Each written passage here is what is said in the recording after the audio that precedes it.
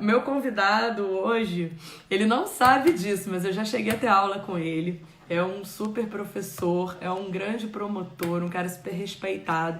E hoje é meu colega da Emerge de magistério, né? Então, isso ele não sabia, isso eu nunca tinha falado. E quando eu fui da Emerge, quando eu fui aluna da Emerge, eu cheguei a ter aula com o Sauei. E eu nada mais, nada menos do que convidar o cara para falar de um tema tão importante. Eu entrego mesmo, Flash. Entrego mesmo, eu sou um horror.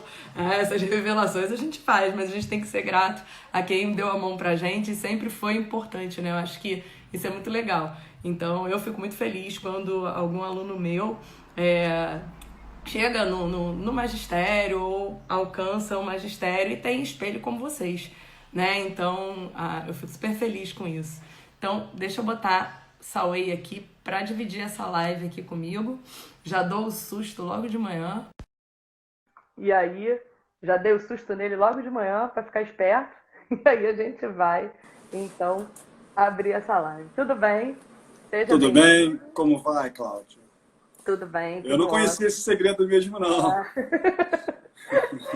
Porque eu, como aluna, eu era aquela aluna discreta, eu sentava lá no final, lá atrás, Que psicografava a bom. aula, porque eu tenho uma dificuldade muito grande de me prender com a atenção sem que eu escreva, né? E como eu me conheço, então eu ficava lá atrás, quietinha, para nada desviar minha atenção, psicografando as aulas. Se eu procurar aqui, eu acho meu caderno de emergência com a tua aula. Que bom. Na verdade, é até um bom tópico para fazer uma outra live, né? Como é que as É, pessoas funcionam e estudam numa sala de aula para fins de concurso, né? Cada um sim. tem sua personalidade, seu jeito. Eu já era o contrário, Cláudio. Eu, quando era aluno, eu era um aluno participativo, o famoso chato, né? Então, sentava na frente, perguntava muito, anotava pouco, né? Mas aí é a característica do aluno, né? Da pessoa. E cada um tem que se adaptar ao seu estilo, né? Não adianta achar que tem uma receita de bolo que funcionou para a Cláudia, vai funcionar para mim, que funcionou para o Sauei, vai funcionar para mim. Não é isso, né? O aluno de concurso, principalmente, tem que ouvir a experiência de todos Sim. e se conhecer, o autoconhecimento é O fundamental autoconhecimento é essencial. e para se adaptar. Eu não sei Mas se é que você bom. chegou a acompanhar a galera do Clube das 5, né? Que o pessoal que Tá acorda às me 5 da travando manhã, que aqui. faz tudo. Tá travando? A galera que Acho acorda que às tá. 5 da manhã, travou? Aqui não, aqui tá ok. Então tá. Aqui tá ok. Beleza. O que acontece? Quando entrou essa moda das 5 da manhã, que todo mundo tem que fazer tudo até as 7 da manhã, que... assim, pra mim isso funciona, porque eu sou uma pessoa que funciona 100% na parte da manhã. Eu de Claro. tarde, eu não sou ninguém. Só que aí eu vi algumas pessoas que têm um funcionamento do organismo um Claro, pouquinho biológico, diferente. distinto. É. E aí, ai, professora, eu tentei acordar às 5 da manhã, mas pra mim foi um horror, porque eu passava o dia no inferno. Eu falei, meu amigo, tu não tem que fazer isso. Lógico, não se força, né? Use estratégias que funcionam contigo, talvez não Sim, comigo. exatamente. E eu até digo uma coisa muito engraçada, que você está relatando esse detalhe pessoal da sua vida, como uma pessoa muda também. Eu, quando era concursão, só estudava de madrugada. Hoje estou ficando velho e eu acordo 5, 6 horas da manhã. Então, assim, a receita que funcionava com o Sauei aos 23 anos não funciona mais aos 45, É, 46. Então, as pessoas também têm que ter esse conhecimento até para se adaptar à própria evolução biológica natural da idade. Então, Sauê, eu, há 5 anos atrás na faculdade, eu conseguia estudar o dia inteiro. Hoje, 5 anos depois de formado, eu não consigo. Então, respeite o seu limite, né? com Saiba qual é certeza. o melhor horário que funciona contigo hoje. Não adianta você também se comparar com você mesmo quando você era aluno há 5, 10 anos atrás, porque De não jeito vai nenhum. funcionar. Não vai De funcionar, jeito gente. nenhum. Até Mas é um porque a bom tópico dinâmica de de vida live.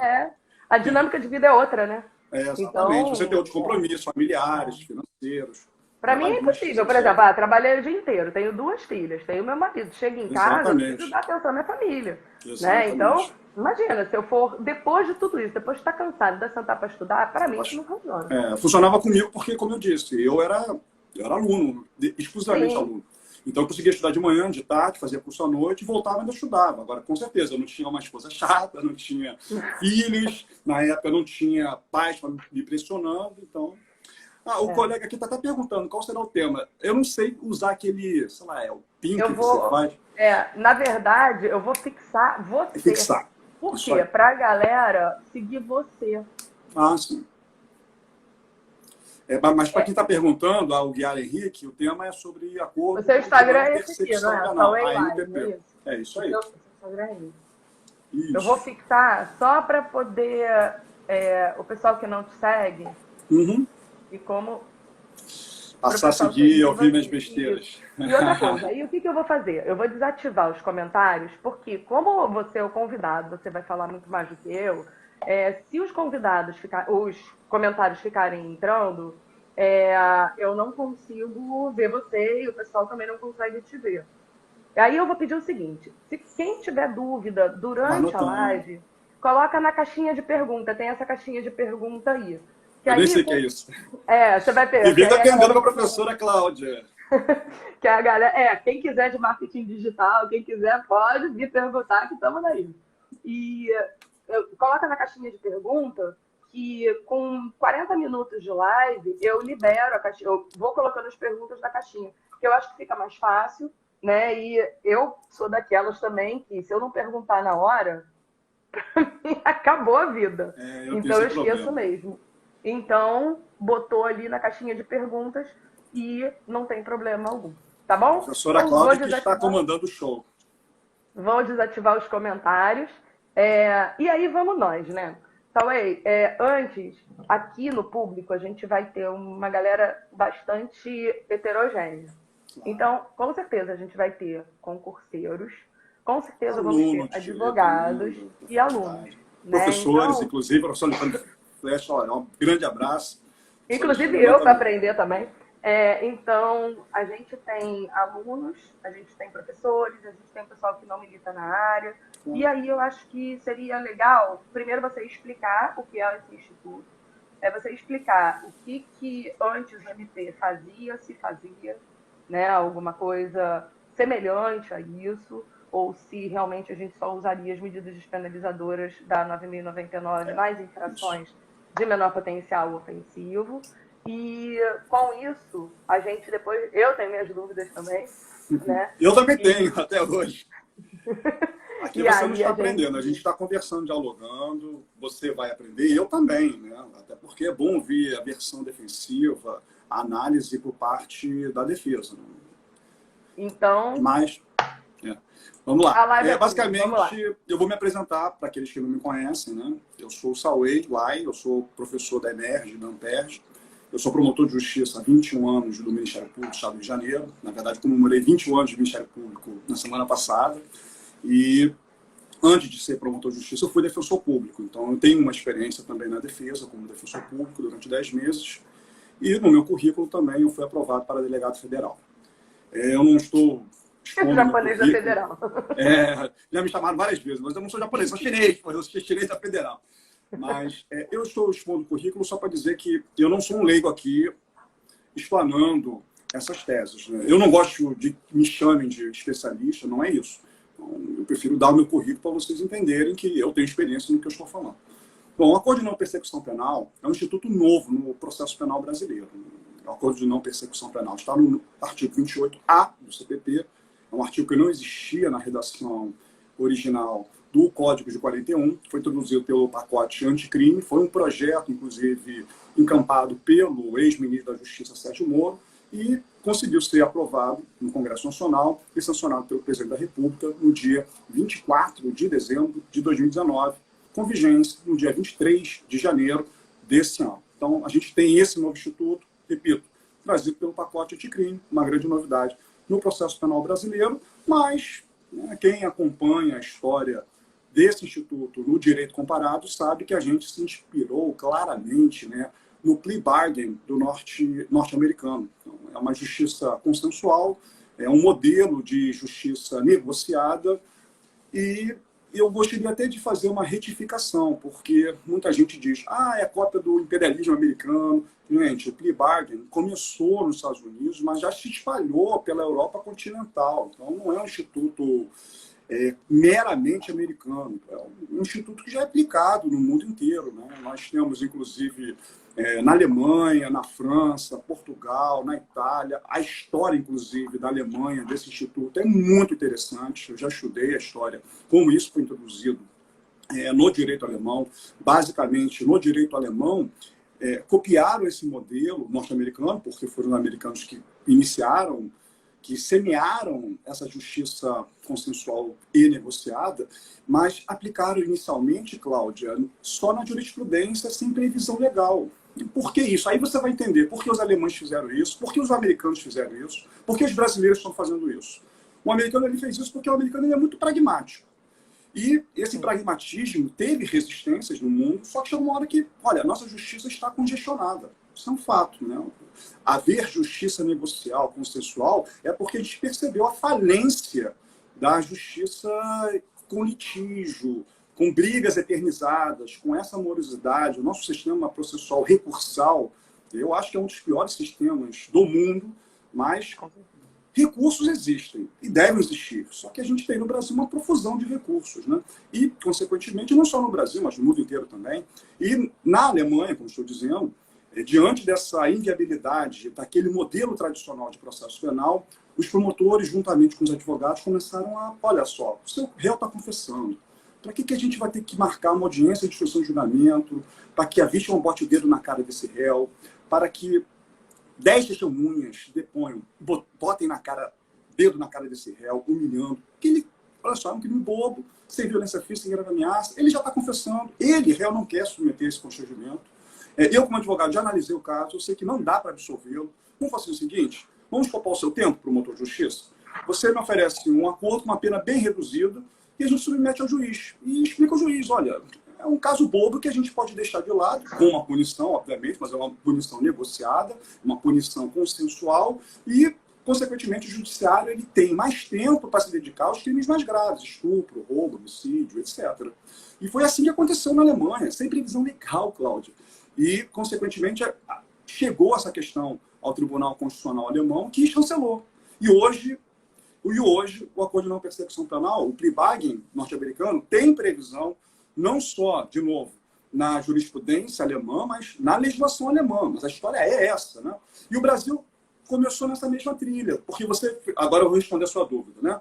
Pessoal, é o Instituto Novo, a gente não fazia isso antes, salvo Lei 9.099. A gente tentou fazer isso naquela famosa Resolução 181 de 2017 do Conselho Nacional do Ministério Público, né? Quer dizer, o que a gente fez, e na época foi muito criticado, né? Os promotores foram muito criticados, vocês querem introduzir um acordo de não persecução penal sem previsão legal, só com base numa resolução 181 de 2017, repito. Peraí, vamos traduzir para esse pessoal aí, da resolução.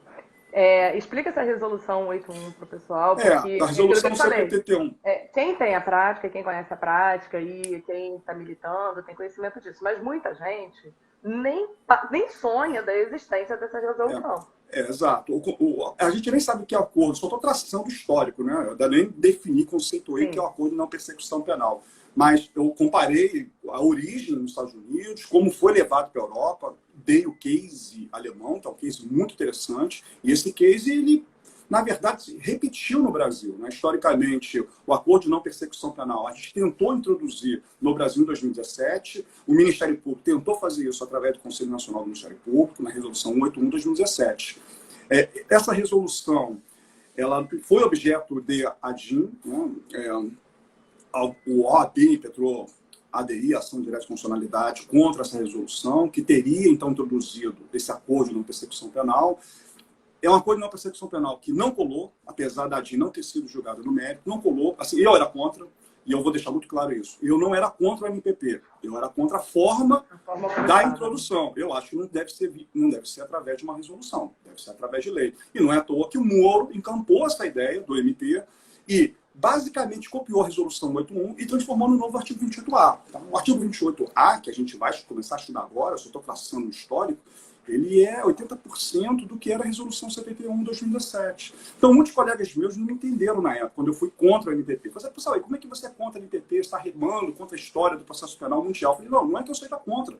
Eu sou amplamente a favor do MPP, justiça negocial, justiça consensual. Eu só não acho que tem que ser através de uma resolução do Conselho Nacional do Ministério Público. Só isso. Se vier lei, ótimo. E veio a lei. Graças a Deus veio a lei. Mas eu também, não vou tapar os olhos e alegar ignorância, porque na Alemanha, na Europa, não começou com previsão legal. Era uma prática jurídica, sem previsão legal, como eu te contei. Né, Cláudia? E depois que virou lei, quer dizer. E talvez tenha sido essa a intenção da resolução 81. Assim, olha, vamos começar a debater, né? Vamos editar uma resolução. Já que o Congresso não está editando, já que o Congresso não quer migrar de uma justiça litigiosa para uma justiça consensual, vamos o Conselho semear, fomentar esse debate? Deu o pontapé. E realmente, com a resolução, todo mundo começou a estudar. Pô, o que é isso? O que é esse NPP? Porque o NPP está numa resolução, não está na lei. E não é à toa que a gente conseguiu, então, como eu disse, de 2017 para 2019, houve uma tramitação do pacote Moro, que depois se juntou com o pacote Alexandre de Moraes e desagou, resultou nesse pacote anticrime. E a gente tem esse novo instituto. Esse é o histórico. Quer dizer, desculpa aí essa enrolação toda que eu contei. Não, mas é importante, porque é importante. Quando eu também estou dando aula e tudo, eu acho que é o que eu sempre falo. É muito importante a gente conhecer o histórico dos institutos, de conhecer a raiz daquilo que a gente está estudando, até porque para a gente conseguir compreender o porquê que chegou aqui, Claro. por que foi colocado desse jeito, porque é muito fácil, e eu brinco que existem os doutores e mestres facebookianos, Especialistas, que né? discordam. Eu falei no início. Discordam das coisas e não conhecem os fundamentos teóricos daquilo. Nossa, né? estou te Então, aplaudindo, Cláudio. a essência do Instituto, quem é meu aluno, tem muito aluno meu aí na live, inclusive, que faz a minha mentoria, eu sempre vou para a raiz. Não adianta você decorar, porque quando você decora, você esquece. Né? Então, o ideal é você fazer exatamente isso. Não tem perda de tempo. Olha só, vou aplaudir essa sua fala do início ao fim. Né? O mal hoje do Brasil, já há algum tempo, é que nós temos vários especialistas, entre aspas, que adoram criticar, adoram adaptar, só porque veio do Moro, já acha que é coisa do mal. E não é assim. Não é, gente. Vamos parar de falar besteiras. Vamos estudar mesmo, com seriedade. Então, eu concordo com essa sua primeira fala. E concordo também com essa segunda fala de que é melhor entender do que decorar. Porque decorar, eu garanto que daqui a um mês você esquece. As pessoas têm que conseguir abstrair um pouco. Porque eu costumo dizer o seguinte, a gente teve o presidente Fernando Collor, e se você buscar, excelentes leis foram publicadas. Foram feitas. Até em termos econômicos. Né? Questão tributária, Código de Defesa do Consumidor lá. Né? Então a gente tem várias importantes que vieram dali, lei de crimes hediondos. Então a gente tem várias leis que foram muito importantes. Nosso campo, nossa área. Horroroso. Mas na nossa área, a gente tem muito graças boas legislações. Sim, foram boas leis. Então você tem que saber abstrair uma tempestade política ou uma discordância ideológica. Do governo ideológico, eu tenho as discordâncias, mas uma análise técnica científica, eu tenho que concordar. O Instituto é bom, então o Instituto talvez possa ser melhorado. Eu acho que tudo pode ser melhorado. Tudo pode ser melhorado, claro. Agora, então vamos dar o conceito de NPP, gente. Eu fiz essa introdução, agora vou dar o conceito de Acordo de Não Persecução Penal, e como eu disse, está no artigo 28A. Abram o Código de Processo Penal, abram o artigo 28A. O artigo 28A, portanto, ele traz esse novo instituto, copiado do plea bargain norte-americano, mas que já foi difundido amplamente na Europa continental, e o acordo de não persecução penal no Brasil, com a sua especificidade, é um acordo. Ele é um negócio jurídico, pré-processual. E eu até fico um pouco sem graça, porque eu vejo muitos professores, né, quarentena, a gente está assistindo muita live, tem muito professor que diz que é um negócio jurídico processual. Gente, não é processual, porque é entre investigado e Ministério Público, não tem processo, não tem denúncia. Na verdade, Cláudio, a NPP, você sabe, quer evitar uma denúncia, então eu não posso chamar de acordo processual. Então ele é um acordo jurídico, ele é um negócio jurídico, mas pré-processual. Entre quem? Entre o Ministério Público e investigado. Consistente na confissão desse investigado e no cumprimento de algumas condições, que são verdadeiras obrigações processuais, para que, no final do cumprimento desse acordo, ele ganhe, em troca, a decretação da extinção de punibilidade do artigo 28A, parágrafo 13. Então, é um acordo, é bom para o Ministério Público, porque ele evita a deflagração da ação penal e consegue concentrar os seus esforços e seu tempo em crimes mais graves. E é bom também para o autor do fato investigado. Por quê? Porque ele vai cumprir algumas condições negociadas e, em troca, existe, então, a decretação da extinção de punibilidade e, tecnicamente, na prática, se decreta-se a extinção de punibilidade, você não é denunciado. 2, você não é condenado. E 3, você mantém sua primariedade. Esse é o ponto nodal, e a gente vai discutir daqui a pouco se isso retroage ou não. Esse é o ponto nodal do acordo de não persecução penal, sua característica benéfica principal, porque como decreta essa extinção de punibilidade, eu repito, não há denúncia, não há condenação, e o réu mantém a sua primariedade. Agora, não cabe para todos os crimes, né? Se você abrir o artigo 28A, você verá. O artigo 28A só cabe para um crime, uma infração penal, na verdade, não fala nem crime, nem infração, gênero, e engloba também a contravenção penal, portanto. Mas é para infração penal com pena mínima inferior a 4 anos. Então, o critério não é a pena máxima, mas sim a pena mínima. Então, abre o Código Penal, veja a pena mínima do crime. Se a pena mínima do crime for menor de 4 anos, cabe, em tese, o acordo de não persecução penal. O acordo de não se perseguir o réu, ou seja, de não vê-lo denunciado, mas só para essa infração com pena mínima inferior a 4 anos, é o primeiro requisito objetivo. O segundo requisito tem que ser uma infração sem violência e sem grave ameaça, sem violência e sem grave ameaças. Tudo aqui está no artigo 28A, gente, 28A. E claro que existe um terceiro requisito, e aí eu sei que a gente vai cair numa polêmica, que é um terceiro requisito que é subjetivo, né, altamente abstrato, né, e que essa medida despenalizadora seja suficiente e necessária para a prevenção e repressão do crime. É um requisito mais subjetivo, uma análise mais abstrata do proponente. O proponente desse acordo não é a defesa, mas o Ministério Público. Isso é um fato. Esse é o acordo de não persecução penal. Então, só cabe para essa infração penal sem violência, sem grave ameaça, com pena mínima foi 4 anos. Esse primeiro requisito é muito interessante, né? Porque o objetivo, né? Porque tem que ser uma infração sem violência. A lei não fala violência física, né, Cláudia? Ela fala violência. E na época causou muita polêmica. Eu vou até abrir um parênteses aqui. Sem querer criticar muito, mas já criticando, eu tenho essa pressão mania de criticar, mas eu achei... qual vai ser o adjetivo? Eu tenho um companheiro aqui que está querendo participar da live. Bonitinho. Não vou falar covardia, mas foi quase uma covardia a presidência sancionar no dia 24 de dezembro. E eu falei isso no início da live. Né? 24 de dezembro, com vacatio legis de 30 dias, em pleno recesso forense, em plenas festas natalinas, e fazer isso. Né? Não vou falar... Talvez a palavra certa não seja covardia, mas foi inapropriado. Total. Foi algo com um planejamento péssimo, porque a gente só voltou do recesso no dia 7 de janeiro. E a lei entrou em vigência no dia 23. Então, na verdade, a gente só teve uma vacatio legis de 16 dias para se adaptar, né? 16 dias. Então, estou querendo dizer o seguinte, para quem não sabe, no dia 26 de dezembro, juro por Deus, o procurador-geral ligou para um grupo de promotores de justiça, e aqui eu me incluo, para se reunir durante o recesso para debater o acordo de não persecução penal, porque ia entrar em vigência no dia 23 de janeiro. Que era um instituto novo, como eu expliquei para você, nunca visto no Brasil, e o presidente deu esse presente para a gente, no dia 24 de dezembro, um instituto novo que o promotor de justiça tem que se adaptar. Porque isso cai no colo do Ministério Público. Isso cai no colo do Ministério Público e não do juiz, porque o acordo é de não persecução penal, o acordo de não denúncia entre o Ministério Público. Você viu o meu conceito? O acordo entre o Ministério Público e a defesa. Quer dizer, isso sobrecarrega o Ministério Público. E ele fez isso no dia 24 de dezembro, né? E eu fiz parte dessa comissão do Procurador-Geral do Ministério Público do Estado de Janeiro.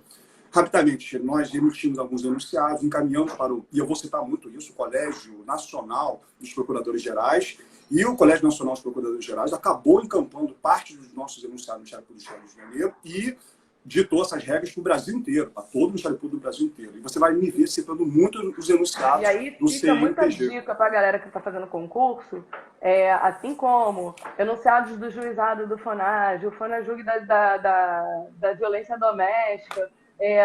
Para quem for fazer concurso para MP, esses enunciados, eles têm são que ser fundamentais, devorados. Né? Então, é importante a gente também fazer essa ressalva, porque tem muita gente que também não conhece. Não conhece esses enunciados que existem e na prova, pelo menos no Ministério Público, são enunciados que não que serão cobrados, mas se você responder e citar o enunciado, com certeza o examinador vai te enxergar com outros olhos. Isso é um fato. É como falar de violência doméstica e não falar do Fonavide, né? Então, exatamente.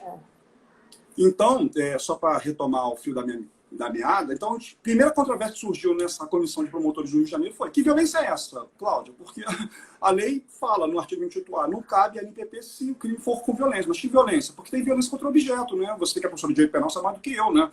Furto mediante arrombamento. Eu tenho violência. Mas a violência é contra o objeto, não é contra a pessoa. Será que o furto é mediante arrombamento? O próprio dano é um crime violento, mas é violência contra o bem, não contra a pessoa. E a pena desses dois crimes que você acabou de citar, o furto qualificado mediante arrombamento e dano, tem a pena inferior a 4 anos. Entrariam ou não entrariam? Se você falar, olha, qualquer violência impede. furto não entraria, dano não entraria, concorda? Então, essa foi a primeira discussão que a gente teve. E a gente concordou que, olha só, tem que ser uma violência contra uma pessoa, né? Você está usando uma regra para impedir um benefício, porque é um benefício, já que ele, se cumprir as condições estipuladas pelo Ministério Público, ele tem a punibilidade extinta, essa violência tem que ser uma violência física. Então, essa foi a primeira controvérsia que a gente teve. A segunda controvérsia foi, mas essa violência física, que agora é física, a gente decidiu, é intencional ou não, ou acidental?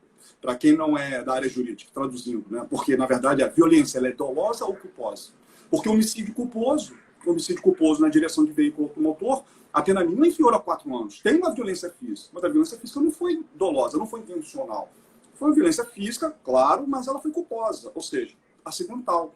Aplica ou não se aplica para o homicídio culposo na direção de veículo automotor?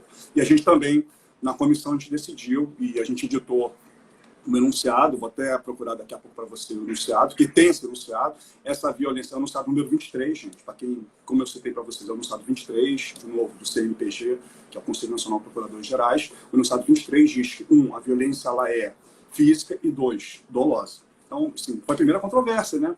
A lei não é... O que eu estou querendo dizer é o seguinte, já vou repetir, inclusive, né?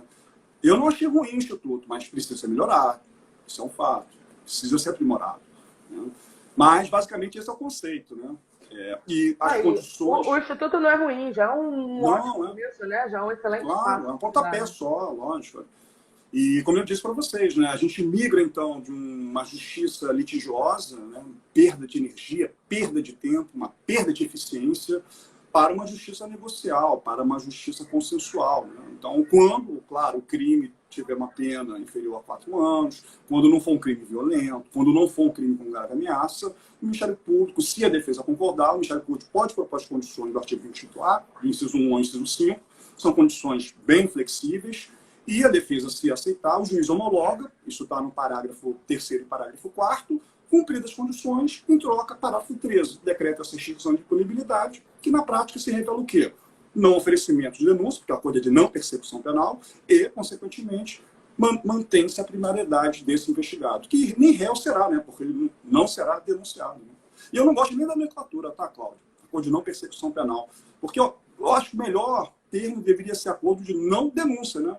Porque persecução penal, quando a gente aprende, né, Cláudia? Persecução penal é gênero, tem 2 etapas. A persecução penal, na primeira etapa, pré-processual, que é da investigação criminal, por exemplo, no inquérito policial, e a segunda etapa dessa persecução, desse gênero, é aí sim uma persecução judicial, com a deflagração da ação penal, com a propositura da denúncia, e aí você tem a segunda etapa da persecução judicial, processual. Aqui você teve uma persecução da polícia, né? Exatamente. É importante lembrar que o acordo de não persecução e a possibilidade da oferta do acordo de não persecução não impede a investigação criminal. A investigação não impede o inquérito policial, não impede. Ele só evita a segunda etapa, a denúncia do processo judicial. Então, eu não achei muito feliz o conceito, né, o nome do Instituto. Mas, bom, se a gente da doutrina conseguir esclarecer isso, as pessoas, pelo menos, sabem que não evita o inquérito, né? Evita, sim, a denúncia, a deflagração da ação penal, isto é, o processo judicial. Certo. As condições, se você quiser analisar, são condições simples, né? São condições, como eu disse, do caput, mas do inciso 1 ao inciso 5. Basicamente, é reparar o dano à vítima. Se você, Cláudia, orientar o seu cliente, basicamente, eu, promotor de justiça, olha, você está sendo investigado por furto, esse furto cabe acordo. Doutora Cláudia, a senhora explique para o seu cliente que, olha, eu quero as seguintes condições. 1, repare o dano à vítima, né? Furtou R$500, devolva os R$500. O inciso 2 do artigo 28A diz que também deve se prestar serviço, renunciar também a todos os instrumentos do crime. Então, se for mediante arrombamento, eu quero que você devolva o pé de cabra que você usou e renuncie esse instrumento do crime. 3, que é talvez a condição mais pesada, entre aspas, que você cumpra um serviço alternativo, mas qual é a duração? E aí que é interessante, né? Que é a condição mais dura e rigorosa. Você cumpre uma pena de restritiva de direito, prestação de serviço comunitário, mas o prazo, o período é da pena mínima, e no furto é de 1 ano, reduzido até 2/3. Então, na verdade, a prestação de serviço comunitário como condição do ANPP, é uma condição até leve, né? Porque é pelo tempo da pena mínima, que no caso do furto é 1 ano, e ainda reduz a 2/3. Então, você só precisa cumprir 1/3 da pena mínima, de 1 ano, de 12 meses. Isto é, só precisa pintar a A parede do menor hospital. pena com a maior diminuição, se couber uma causa de diminuição. Exato. E aí você, inclusive, na verdade, na prática, você vai pintar a parede do hospital por 4 meses. É isso. Você não, né? O seu cliente. Mas se você quiser ajudá-lo... Não, obrigado. O inciso 4 vê a condição da prestação pecuniária, é uma pena de multa, né? Uma prestação pecuniária, mas na forma do artigo 45 do Código Penal. E se você abrir o artigo 45 do Código Penal, é de 1 a 360 salários mínimos. Então, tem que levar em consideração a capacidade econômica desse investigado. Normalmente, são investigados pobres, normalmente, né? E aí, consequentemente, a gente oferece 1, 2 salários mínimos parcelados. Então, na prática, isso vai acontecer, né?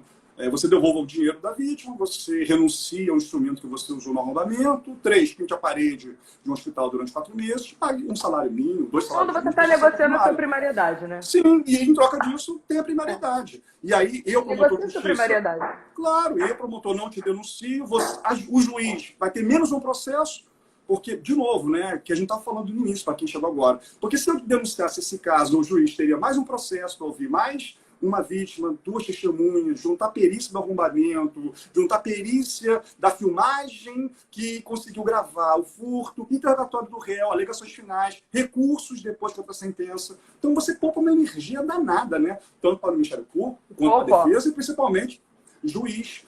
Assim, tem gente que fala, vocês estão levando em consideração o aspecto financeiro na administração da justiça. Eu sempre digo isso. No Brasil, a gente tem essa parcimania, né? 880. Não é que a gente esteja dando valor aos custos de um processo, mas isso tem que ser levado em consideração. Faz parte da equação. Só não é um fator determinante. Ou você está morando aonde, cara? Você acha que processo judicial por um crime de furto bobo como esse, em que o promotor não tem interesse, você, defesa, também não tem interesse em brigar, porque seu cliente confessou, seu cliente foi preso em flagrante. Foi devolvido o seu bem, né? Você teve uma reparação. Olha, foi filmado. Para que a gente precisa enfrentar uma batalha legal? Que custa dinheiro. Ou você acha que a dimensão da justiça não custa? Não é que eu esteja só olhando para o aspecto financeiro do processo judicial, não, Cláudio.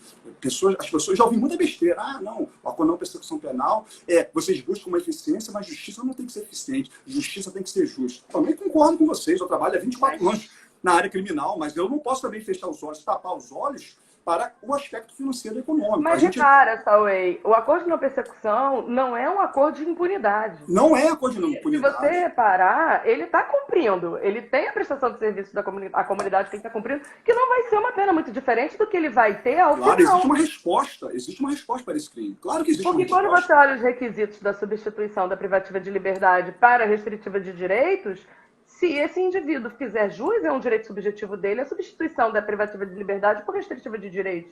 Então você vai gastar dinheiro para, no final da história, você ter, em termos práticos, quase que a mesma coisa. A mesma resposta que o Estado daria, mas só daria depois de um processo longo e custoso. E a gente se antecipa quando há consenso, né, Cláudio? Quando há consenso. Porque se eu não quiser ir fundamentar, a gente pode até discutir isso depois, não vai ter ANPP. E se eu achar que cabe e propor, se você não concordar, Cláudia, e orientar seu cliente a não aceitar, vamos para abrir, vamos para o processo. E aí o juiz vai penar, aí o juiz vai decidir se vai condenar, absolver e estipular a respectiva sanção. Mas nesses casos excepcionais, e eu espero que sejam comuns, se o promotor está com disposição de acordar, de negociar, e a defesa concorda, eu acho que é menos um processo a ser evitado. E não é de crime grave. Assim, eu tenho as minhas considerações, tá, Cláudia? Assim, e a gente nem tem tempo para isso, mas só abrir um parênteses, tá, Cláudia? O ANPP ele sofreu modificação na Câmara dos Deputados. Só para você ter uma ideia do processo legislativo e político que a gente vive, né? O acordo de persecução penal, pela proposta do Sérgio Moro, era para crime com pena máxima superior a 4 anos. O Congresso mudou só a palavra máxima para pena mínima. Para mínima. Então, e tem endereço certo. Sabe o que eu estou querendo dizer para você? É crime de corrupção e crime de licitação. Óbvio, é isso. Óbvio. Porque quando a pena máxima era de 4 anos, o corrupção, que é do artigo 317, a pena é de 2 a 12. Quando o ANPP do Moro era pena máxima de 4, como corrupção era 12, não cabia. Mas o Congresso alterou pena máxima, pena mínima. Corrupção, concussão, peculado. Pega essa galera toda. Exato. Então, assim, infelizmente, a alteração do Congresso, mas a culpa não é do Moro, a alteração do Congresso acabou admitindo um leque maior de crimes passíveis desse acordo. E são crimes que têm a sua gravidade, embora sem violência física, sem grave ameaça. E eu repito, o que os procuradores da República da Lava Jato sempre dizem: corrupção mata mais do que homicídio. Inclusive, Tá agora vendo? na pandemia a gente está vendo, exato. O que os procuradores falaram há 4, 5 anos atrás, a gente está vivendo hoje em dia. Né? O desvio de dinheiro público mata mais do que um assassinato na rua. Mas, com certeza. Vamos lá. Com certeza. Bom, claro que a gente, infelizmente, não tem tanto tempo. Então, eu vou fazer algumas perguntas que a gente até já tinha falado anteriormente, porque pode ser a dúvida de muita gente aqui na live. E já chegou uma pergunta aqui. Já chegaram 2 perguntas. Primeiro, vou botar essa aqui. A Aline está perguntando qual a relação fundamentação constitucional do ANPP. Então, a primeira pergunta dela... Eu não entendi muito bem a pergunta, mas eu vou tentar presumir qual foi a dúvida dela para responder. Talvez não seja realmente a dúvida dela, porque a pergunta foi bem abstrata, né?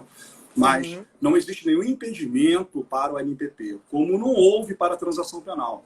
Claramente, você mesmo citou no início da live, não sei se a Aline estava, mas a justiça negocial já vem sofrendo uma evolução até aqui. Começou em 1995, com a transação penal no GECRIM. E transação penal é mais ou menos isso, gente. Transação penal é mais ou menos isso. Quer dizer, o Michel, ao invés de oferecer denúncia contra uma infração de menor potência ofensiva, ele propõe uma aplicação imediata de pena, não é isso? Uma pena restritiva de direito ou uma pena de multa. E aí, se você, autor de uma infração de menor potência ofensiva, cumprir, você não é denunciado no GECRIM. O que a gente fez na NPP foi estender para esses crimes. De novo, pena mínima inferior a 4 anos, sem violência e grave ameaça. Então, não me diga que você se surpreendeu com uma justiça negocial e consensual como é a NPP. E não me diga que isso viola garantias constitucionais, porque transação ninguém nunca disse que violava.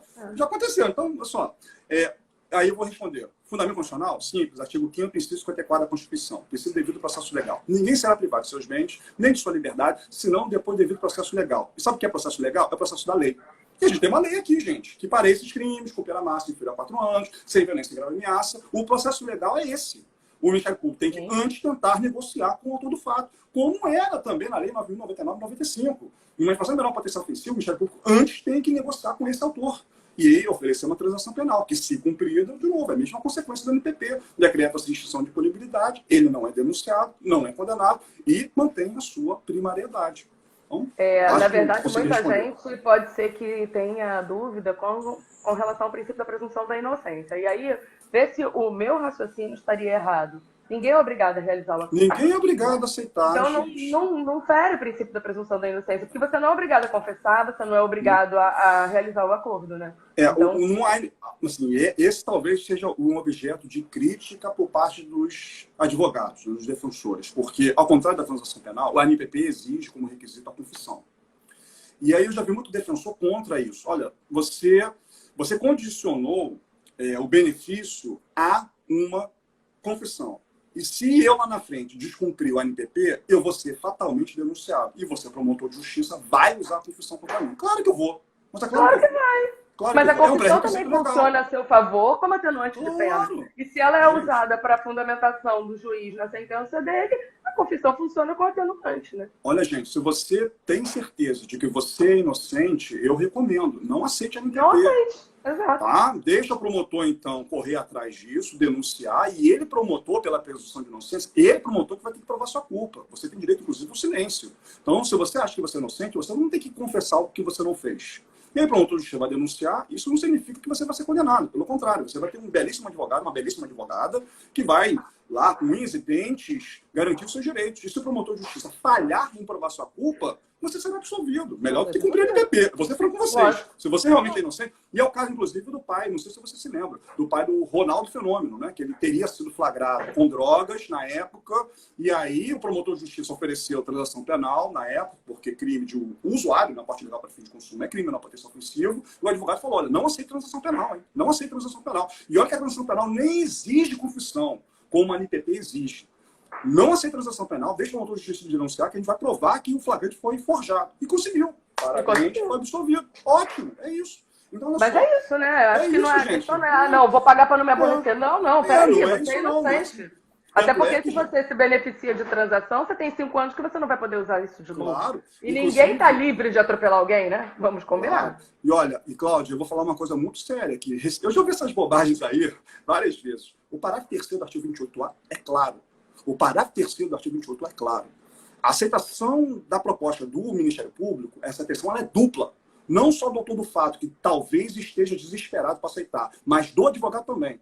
Então, se o autor do fato, na sua ignorância, diz, doutor, eu topo isso para não ser denunciado, mas você, a doutora, diz, olha, eu não recomendo que você aceite, porque é caso de absolvição, deixa o promotor de justiça denunciar que absolve. Não tem acordo. Não tem acordo. O acordo não depende só da aceitação do réu, do autor do fato, perdão, porque nem réu é. Ele exige também a aceitação do advogado, que vai fazer uma análise técnica, jurídica e probatória. Então, olha só, besteira. Falar que a NPP viola a presunção de inocência é papo de falso garantista, tá? Também. Então, inclusive, eu tenho meio... Eu estou um pouco esgotado com essa galera aí. Isso eu concordo. Tecnicamente falando, eu concordo contigo. Vamos lá. A NPP, você concorda com o crime de tráfico privilegiado? Boa pergunta, Bárbara. A Bárbara também foi minha aluna da Emerge, um grande abraço. E, cabe, né, o tráfico privilegiado, ele está no artigo 33, salvo engano, parágrafo 4º, porque foi alterado recentemente, a Lei 11.343 de 2006, e ele prevê aquela redução de pena, né, de 5 anos, caso ele, autor do fato, não integre a organização criminosa, seja primário ou e com bolsa. É o traficante bonzinho. Então, o traficante bonzinho. E como a pena mínima do tráfico é de 5 anos, e você reduz, né, diante do privilégio, fatalmente vai abaixo de 4 anos. Não, crime sem violência nem grave ameaça. Agora, Bárbara, a pergunta é ótima, mas você tem que refletir o seguinte, né? Então, à luz da pena mínima, cabe. Considerando que é um crime sem violência física nem grave ameaça, cabe. Mas a gente entra naquele debate, Bárbara, né, que eu até falei no início. Existe um terceiro requisito subjetivo, né, que a medida ela seja suficiente e necessária para a repressão e prevenção desse crime. Então, o promotor de justiça, ali, numa avaliação subjetiva, ele pode falar, mas o crime de tráfico privilegiado é um crime gravíssimo, é um crime que, na verdade, pode haver maiores consequências, e porque o crime de tráfico, inclusive a tese é do Paulo Rangel, né, que é o examinador para a delegada da Polícia Civil. Ele chama de violência intrínseca, né? O Rangel ele tem essa tese da violência intrínseca, ou seja, o tráfico ele é o único crime hediondo, quer dizer, um dos poucos crimes hediondos sem violência física nem grave ameaça, mas ele, Rangel, diz, mas existe uma violência intrínseca, porque quando você chega na venda da droga sem violência, porque antes a droga já foi importada da fronteira, e na fronteira já houve morte, já houve corrupção, já houve extorsão, policiais já morreram. Até a droga chegar na mão do traficante bonzinho e na venda, muita violência, muito sangue já transcorreu. Então, eu não estou nem falando que a opinião seja minha, não. Tá? Essa tese da violência intrínseca do tráfico de drogas é a do Paulo Rangel, examinador para delegado da Polícia Civil. E aí, numa consideração dessa, você acha que o crime, embora que, em tese, ele preenche os requisitos do NPP, você pode invocar isso. Olha, mas o terceiro requisito da suficiência, da necessidade da medida para a repressão do crime não está atendido, porque é um crime gravíssimo. Mas... Bom, vamos lá. A Rosine disse que acha que, perguntando, mas ela falou que você já respondeu. Ela tinha feito a pergunta anteriormente. Concordo plenamente. Ela botou, respondido, obrigada. Está transferindo tudo para o Ministério Público. E eu falo isso com uma propriedade, sabe por quê? Como eu disse, eu sou promotor de investigação penal. Eu sou promotor que denuncia, eu não sou promotor de vara criminal. Então, quando veio em janeiro e eu tive que aplicar no IPP, eu vou dar um exemplo para você, tá? Eu oferecia 40 denúncias por semana. Eu comecei a oferecer 5 denúncias por semana, porque a grande maioria dos crimes eram furto, estelionato, receptação, crimes com pena máxima, pena mínima, inferior a 4 anos, sem violência. Porque, de novo, aquilo que a gente falou, né? Isso não pode ser entendido como um acordo de impunidade. Não é. Não é. Porque você tem requisitos a serem preenchidos e se eles forem descumpridos, o Ministério Público vai oferecer a denúncia. E aí, Ricardo está perguntando, a confissão pode ser usada, você já falou. Já falei, mas existem, eu já vi algumas lives aí de defensores públicos, de advogados, que eu respeito, dizendo que não cabe. Olha, gente, olha só, confissão é pré-requisito, você não é obrigado a aceitar se você não concordar com essa confissão. Eu acho que você não tem que confessar se você é inocente, como eu já expliquei, e só para complementar, mesmo se você confessou, mesmo se você descumpriu e eu te denunciei, todo mundo sabe, confissão não é prova absoluta da culpa do réu. Não é porque você confessou lá na NPP que eu, promotor de justiça, estou desincumbido de provar sua culpa. Porque se eu não trouxer uma testemunha, uma filmagem do seu crime, pelo contrário, se todas as testemunhas dizem, pô, ele confessou, mas não foi ele que cometeu o crime, mas sim o irmão dele, sabe o que o juiz vai fazer? O juiz não vai condenar, vai absolver. Então, assim, eu acho um papo chato de garantista, sabe? Ah, não, essa confissão é ilegal. Por quê?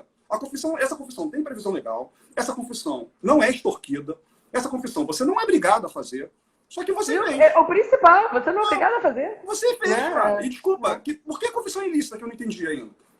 Porque vai ser usada contra mim. Vai, mas o juiz não pode condenar só com base em confissão. Ou vocês ignoram o Código de Processo Penal, 197 do CPP. Então, esse é um papo assim, que eu acho até meio leviano, sabia? Sim, ultimamente eu tenho andado irritado, eu peço desculpa. Eu também me irrito. Eu me irrito bem comigo. Com essa quarentena, eu tô ouvindo tanta besteira aí que eu falei, gente, vai estudar um pouco. Porque, na verdade, o que acaba surgindo, foi o que a gente falou, são aqueles especialistas em coisa nenhuma que resolvem aparecer nas redes sociais. E, no fundo, exatamente, a gente tem que filtrar muita besteira que a gente escuta por aí. Com certeza. Claro. Aí a Bárbara perguntou de novo se o NPP... A Bárbara só com perguntas boas e inteligentes. Da mesma forma, Bárbara, que na transação penal. Então, ela não é uma exceção à obrigatoriedade, mas sim, como você mesmo disse, uma mitigação. É chamada obrigatoriedade regrada ou obrigatoriedade mitigada. É porque a gente tem que abandonar aquele velho conceito, já deveria ter abandonado há muito tempo, né? Aquele velho conceito tradicional que o princípio da obrigatoriedade significa que o Ministério Público está obrigado a denunciar. Isso está ultrapassadíssimo, né? Só o Uri Lopes Júnior que sustenta essa tese, data máxima vênia, né? Porque desde a lei 9.099/95, o exemplo clássico é, de novo, transação penal. O Ministério Público, no crime de menor potencial ofensivo, ele não denuncia, ele oferece transação penal. E o Uri diz, é uma exceção à obrigatoriedade. Não é, o Supremo Tribunal Federal já decidiu. Isso aí é uma obrigatoriedade mitigada, regrada, isto é, suavizada. Por quê? Porque a obrigatoriedade a gente não enxerga mais como obrigação de denunciar. O princípio da obrigatoriedade tem que ser visto, hoje em dia, como obrigação de agir. E aí a grande pergunta é, na transação penal e no NPP, o Ministério Público denunciou? Não. Mas ele agiu? Sim. A Cláudia já falou, com muita eficiência. Não é acordo de impunidade. Na transação penal, ele pagou uma pena restritiva de direito ou multa, e aqui no NPP ele vai cumprir uma série de condições, gente. Então, a pergunta é, a obrigatoriedade, ela foi descumprida com a NPP, mas o que é a obrigatoriedade? É a obrigatoriedade de denunciar? Se for de denunciar, é uma exceção. Mas a obrigatoriedade a gente não enxerga mais como obrigatoriedade de denunciar, mas de agir. E o Ministério Público agiu, sem dúvida que agiu. E agiu com muito mais eficiência. Porque aqui eu garanto que ele vai cumprir uma condição. Se eu denuncio, eu não garanto isso, porque ele vai ser dissolvido, né? Então vamos parar com essas besteiras que a gente fica escutando aí. É exceção à obrigatoriedade. Porque isso cai na pergunta da magistratura e na pergunta do NPP, tá? A gente tem muito aluno. A gente tem muito aluno que está assistindo e aí a gente acaba vendo muita gente falando muita bobagem e acaba sendo... Eu peço desculpas pela minha irritação, Cláudia. Não, mas eu me irrito também, eu me irrito. Eu sou assim também. Tinha andado meio irritado com a quarentena. O negócio é que... quarentena, o negócio é que a minha irritação eu não me exalto. Eu sou pior porque eu sou irônica. Não, mas eu passei dessa fase. No início, o negócio é que eu sou um pouco... Sarcasmo, ironia. Eu até passei esse sarcasmo e ironia. Eu já estou falando na lata. Para de falar besteira, cara. Vai estudar um pouco, cara.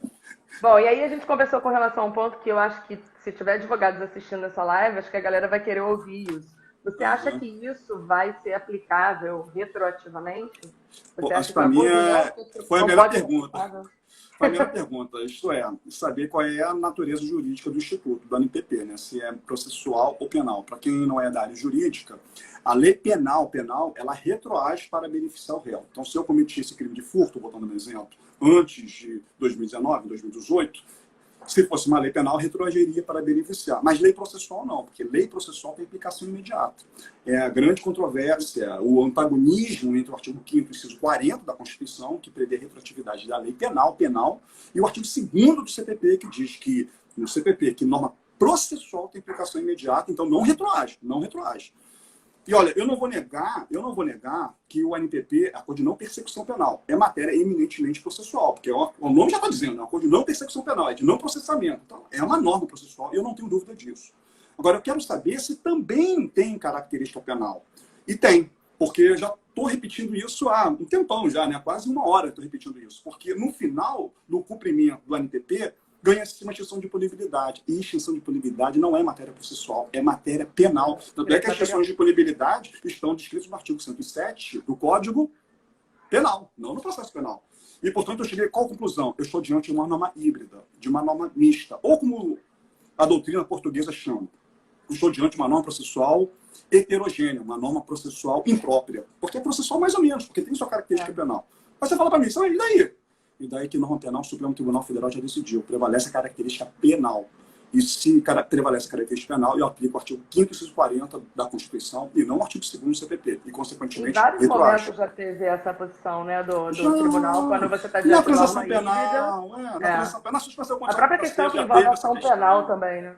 A própria questão que envolve a ação penal já tem decisão nesse sentido também, de que norma híbrida, e aí... Né, eu então... uso muito paralelo. Eu tenho um artigo escrito, né? Se vocês procurarem na internet, está no site Migalhas, está no site Jus Brasil, é Primeiras Impressões sobre Acordo de Não Persecução Penal, né? De novo, primeiras impressões sobre acordo de não persecução penal. Eu escrevi logo que a lei foi editada, não tinha nem doutrina ainda. Se vocês quiserem dar uma olhada, é uma leitura rápida, 10 folhas. Aí mais uma para os advogados que estão de plantão aí, se seria cabível acordo de não persecução nos crimes de ação penal privada, né? Porque a atuação do advogado criminalista é muito forte. Sem dúvida. Também no âmbito de crimes de ação penal privada, né? Crimes contra a honra, né? E hoje em dia, né, os crimes contra a honra estão na moda, né? Hoje o negócio é bom. Hoje tá bom. Hoje o negócio nesse sentido. Fake news, xingamentos da internet, né? Esses crimes de ação penal privada. Crimes de ação penal privada. Vou dar uma desativada nos comentários, porque algumas coisas...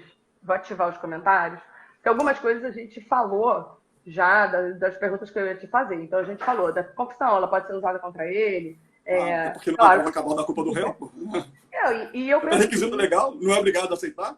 Eu não vou ter na tua cabeça você confessar, cara. Eu tenho um ditado, venha a nós, ao vosso reino nada. Qual é? Né? Se ele vai usar a confissão, se ele confessou, porque ele quer o benefício, depois ele descumpre, ele não vai poder usar? Claro. E chega lá na frente, o que vai acontecer? Chega lá na frente, se o juiz fundamentar a condenação, é uma circunstância atenuante da pena? Claro. Artigo 65, inciso 3, letra D de dado. Exatamente. Né? Por que não poderia ser utilizado? Né? Agora, em relação à ação penal privada.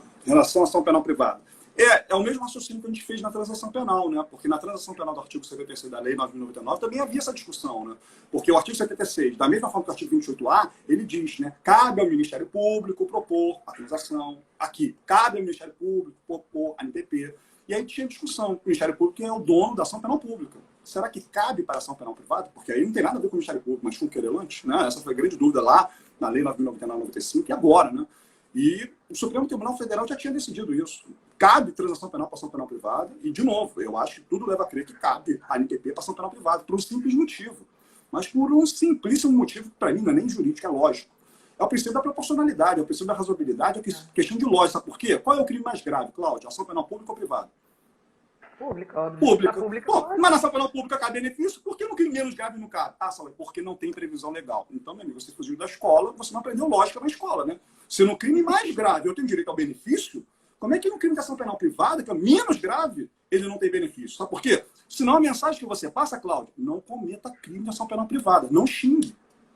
Faça crime mais grave de ação penal pública, porque aí você vai ser beneficiado. Desculpa, a questão não é nem de proporcionalidade, razoabilidade, é questão de lógica, né? Data mais. E aí, voltando ao histórico, né, que a gente está falando aqui. Se a gente já teve essa questão no âmbito da transação penal, se a gente olhar a Lei 9.099, na primeira redação dela, ela não permitia para procedimentos especiais a aplicação da Lei 9.099. E depois, o que aconteceu? A lei foi alterada para poder 2001, retirar essa restrição. 6 anos depois. Exatamente. A restrição dos procedimentos especiais. E o procedimento especial estava o quê? Estava fora do âmbito. Fora do âmbito. Exatamente. E aí passou a incluir. Quer dizer, se a gente vai... E aí, de novo, entra aquilo que, quando você começou a live, fez o histórico, eu falei, olha como é importante a gente fazer essa evolução, porque, às vezes, algumas perguntas, basta que a gente venha a analisar a questão lógica, histórica, que você vai responder. Né? Então, se isso aconteceu e a ideia é justamente você fazer algo intermediário, que o que eu enxerguei no acordo de não persecução foi... que muita gente está chamando, né, de infração de médio potencial ofensivo. Eu também acho, uma infração de médio potencial ofensivo. E você justamente está querendo um intermediário para desafogar a justiça, não faz sentido você privar de um crime ridículo, porque os crimes... Que é de ação penal privada, exato. No fundo, tá, é uma opinião pessoal. Eu sou muito contra, não o direito penal se preocupar com essas coisas ínfimas, né? E eu enxergo que o crime contra a honra não deveria ter a tutela penal. Eu também, particularmente, eu acho também que algumas condutas não deveriam ser punidas criminalmente, são punidas no âmbito civil. No âmbito civil, porque eu acho inclusive, que a punição, inclusive, é uma resposta suficientemente adequada e, às vezes, até mais gravosa. Sabe por quê? Dizem que a parte mais sensível do corpo humano é o seu bolso, né? É o bolso, exatamente. Então... E o que você vai querer? Quer ver um outro crime que eu acho um absurdo existir como crime? O assédio sexual. É outro crime que eu acho um absurdo ter sido criminalizado. Por quê? Porque o assédio sexual, ele não consegue comprovar nada, não consegue punir ninguém. A grande verdade dele é essa. Eu sou a favor da punição da assédio. Mas não do jeito que tá. Mas a questão de punição, Cláudia, é questão probatória, né? Então, assim, é questão de orientação, né? E qual é a droga as mulheres que normalmente sofrem, as mulheres normalmente elas sofrem, né, o assédio sexual, né? Sim. Então, assim, a questão é de provas, né? E assim, eu sempre tento orientar as mulheres, né, que procuram lá como promotor de justiça, olha, grave, né? Hoje em dia todo mundo tem seu celular, grava, e-mail. Qual é a droga? WhatsApp. Infração de menor potencial ofensivo.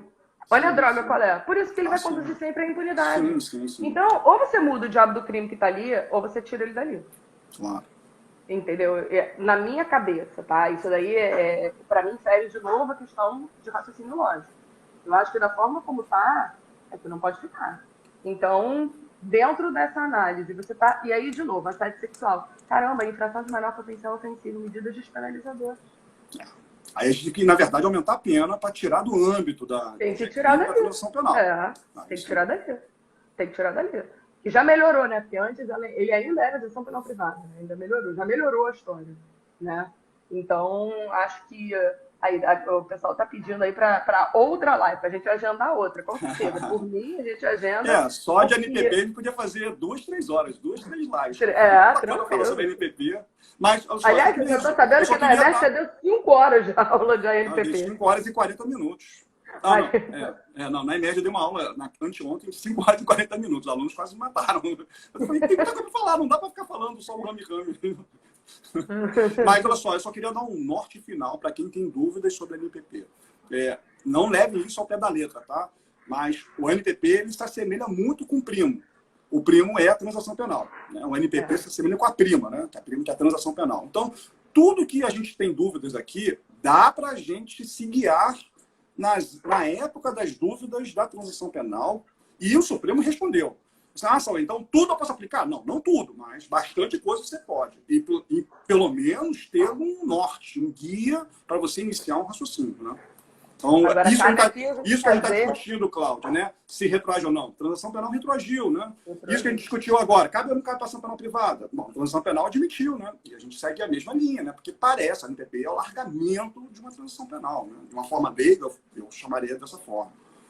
E aí cabe lembrar o pessoal também o seguinte, cuidado também, porque a gente teve uma inclusão, uma alteração aí de suspensão do prazo prescricional quando você estiver injusta, claro, né? Apesar de nós termos só 1 minuto e meio, acho que vale a pena a gente lembrar. 1 minuto e 40. Mas vale a pena a gente lembrar. Inciso 4. Vale a pena a gente lembrar que entrou como uma das causas de suspensão do prazo prescricional, mas a transação penal não suspende e nem interrompe. Né? Perfeito. O Júlio, ele já respondeu que para ele, não. Para ele não é um direito subjetivo. Júlio é um colega meu do Ministério Público acriano. Da mesma forma que a transação penal, o Supremo Tribunal Federal decidiu que não é um direito subjetivo, mas um benefício regrado, com regras. Até porque tem um requisito subjetivo, né? Lembra? Da suficiência, necessidade, da repressão e para a prevenção do crime. Esse requisito subjetivo é quase que incompatível, né? Com um direito automático, que seria um direito subjetivo. E o Supremo já tinha decidido isso na transação penal. Exatamente. Bom, pessoal, então, olha só, Sauê, muitíssimo obrigada. A galera que quiser mais live aí, pode mandar no direct, que aí a gente tá tomando... Tira a foto aí, faz a menção, porque se vocês tirarem foto, postarem, fazer a menção, a gente volta, senão... A gente volta, pois verdade. Aí pode mandar no direct, tanto para mim quanto para ele, se quiserem alguma coisa que tenha uma mistura do próprio penal e do processo penal, também é perfeitamente possível. Acho que a gente está em tempo de quarentena, é a forma que a gente tem de matar a saudade dos amigos. É verdade, Cláudia. Muito obrigado. Foi um prazer enorme bater papo contigo. Sempre é uma conversa profícua. Espero ter esclarecido, ajudado aos alunos e aos colegas. Tem promotor aqui, né, colega meu, e professores, a gente esclarecer isso de uma forma bem técnica, bem científica, né, sem essa roupagem ideológica partidária que está cansando a todos, né?